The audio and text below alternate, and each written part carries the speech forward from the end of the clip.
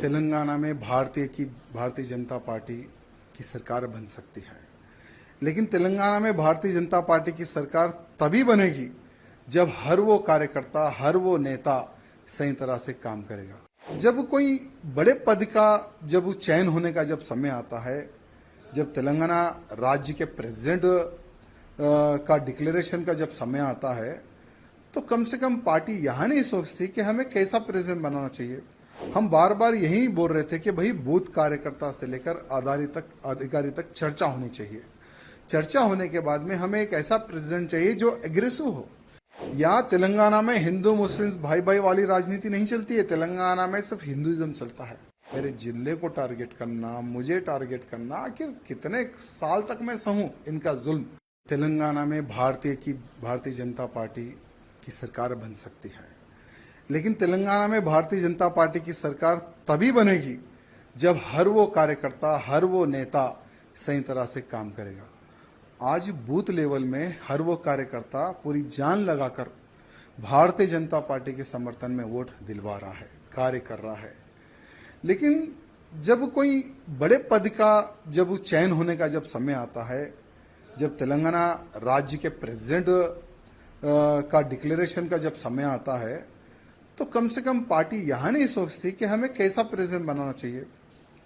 हम बार बार यही बोल रहे थे कि भाई बूथ कार्यकर्ता से लेकर अधिकारी तक चर्चा होनी चाहिए।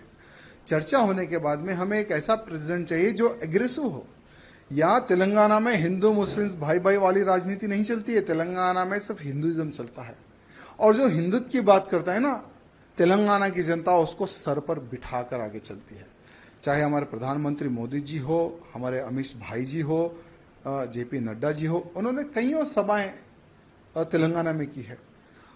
हर सभा में हजारों की संख्या में, लाखों की संख्या में उनकी सभाओं में कार्यकर्ता आते हैं यहां सुनने के लिए कि देश, धर्म, समाज के लिए आज भारतीय जनता पार्टी क्या कर रही है और क्या करेगी। वहां संदेश सुनने के लिए सभी कार्यकर्ता आते हैं।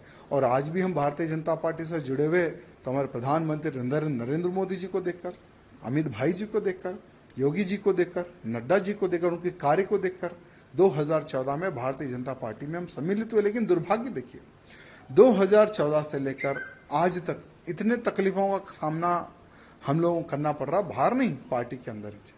मेरे कॉन्स्टिट्यूंसी को टारगेट करना, मेरे जिले को टारगेट करना, मुझे टारगेट करना, आखिर कितने साल तक मैं सहूं इनका जुल्म। आज देखिए, जब पार्टी प्रेसिडेंट के नॉमिनेशन का आप जो सो नोटिफिकेशन आप डिक्लेयर करते हैं, जब हम जाते हैं भाई हम भी प्रेसिडेंट के लिए हम पूछना चाहते हैं, तो लगभग जो 10 लोगों का जो साइन चाहिए वो 10 के 10 लोगों को डरा के भगा देते हैं। यानी ऑलरेडी ये लोग जो डिसाइड कर लिए उसको हम प्रेसिडेंट बनाएंगे, ऐसा ये लोग डिसाइड कर लिए। हम क्या चाहते हैं? तेलंगाना की जनता प्रधानमंत्री मोदी जी के मार्गदर्शन पर चलने को तैयार है, अमित शाह जी के मार्गदर्शन पर चलने को तैयार है। योगी आदित्यनाथ जी को एक आइडल मारती है जनता यहाँ की। लेकिन दुर्भाग्य क्या है, हम ऐसे काम करेंगे जो प्रेसिडेंट कोई काम ही ना करे, कोई निर्णय ना ले। हम जो बोले प्रेसिडेंट वही काम करेगा, उठो बोलो तो उठो, बैठो बैठो बैठो। ऐसा ही प्रेसिडेंट का अगर आप चयन करेंगे तो कोई कार्यकर्ता पार्टी में काम नहीं करेगा। हमारा भी दम घुट रहा है, इसलिए हमने राम राम किया है आज पार्टी को। लेकिन एक बात है, भले हम बीजेपी पार्टी में रहो या ना रहो, लेकिन मोदी जी के, योगी जी के, अमित भाई जी के हम कट्टर समर्थक रहेंगे। और बिना पार्टी में रहे हम मोदी जी के कार्यों को, अमित शाह जी के कार्यों को, योगी जी के कार्यों का हम प्रचार करते रहेंगे, भले हम पार्टी में रहो या ना रहो। ये कार्यकर्ताओं की डिमांड है। कई महीनों से कार्यकर्ता कैसा प्रेसिडेंट चाह रहे थे जो हिंदूवादी हो, जो हिंदुत्व की बात करे, जो हमारे कार्यकर्ताओं की सुने। आज लव जिहाद बड़े पैमाने पर हो रहा है तेलंगाना में, गौ हत्याएं बड़े पैमाने पर हुई है तेलंगाना में, लैंड जिहाद बड़े पैमाने पर हो रहा है तेलंगाना में। भाई उसको रोकने के लिए कौन रोकेगा? लोग बोलते कि भारतीय जनता पार्टी के अलावा कोई नहीं रोक सकेगा। भारतीय जनता पार्टी की सरकार आएगी तो ही तेलंगाना का हिंदू सुरक्षित रहेगा। लेकिन भारतीय जनता पार्टी की सरकार कैसे आएगी? क्योंकि कुछ जो लोग है ना, जो एक नाग की तरह पार्टी को घेर कर बैठे हैं कुछ लोग। ये कुछ लोगों का इलाज जब तक केंद्र के जो हमारे अधिकारीगण हैं, जब तक ये कुछ लोगों का इलाज नहीं करेंगे ना, ठीक है, आज चलो हम तो पार्टी को छोड़ दिए, हमारा कोई वजूद था ना है ना रहेगा। हम एक हिंदू कार्यकर्ता हैं, भले राजनीति से हटकर हम हिंदुत्व का कार्य करते हैं और आगे भी हम हिंदुत्व का प्रचार और हिंदुत्व की सेवा हम करते रहेंगे, लेकिन उन कार्यकर्ताओं का विचार करने की आवश्यकता है जो एक विश्वास के तौर पर भारतीय जनता पार्टी से जुड़े हुए हैं।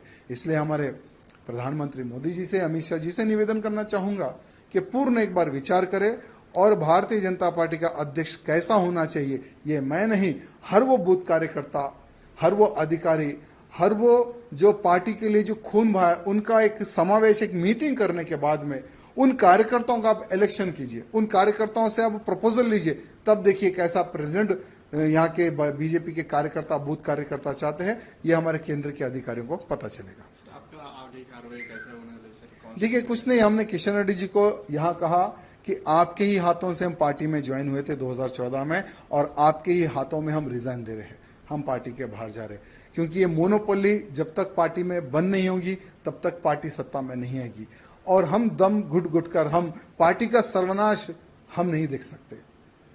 यानी बीजेपी को डुबोने का कार्य कर रहे हैं यहाँ के लोग, यहाँ के कुछ अधिकारीगण जो सत्ता का गलत उपयोग करके पार्टी को डुबोने का जो कार्य कर रहे हैं ना, तो ऐसी डूबती नैया में और पार्टी को डूबते हुए हम नहीं देख सकते, इसलिए हम पार्टी के बाहर आए। आगे का हमने किशन रेड्डी जी को रिक्वेस्ट किया है कि आप स्पीकर को भी एक पत्र लिख दो कि राजा सिंह बीजेपी का विधायक नहीं है, उसको सस्पेंड करो। अगर किशन रेड्डी जी वो भी अगर काम कर देते तो उसका भी हम समर्थन करते हैं। बाकी का हम एक हिंदू नेता है, धर्म प्रचार करना हमारा काम है, वही करते रहेंगे।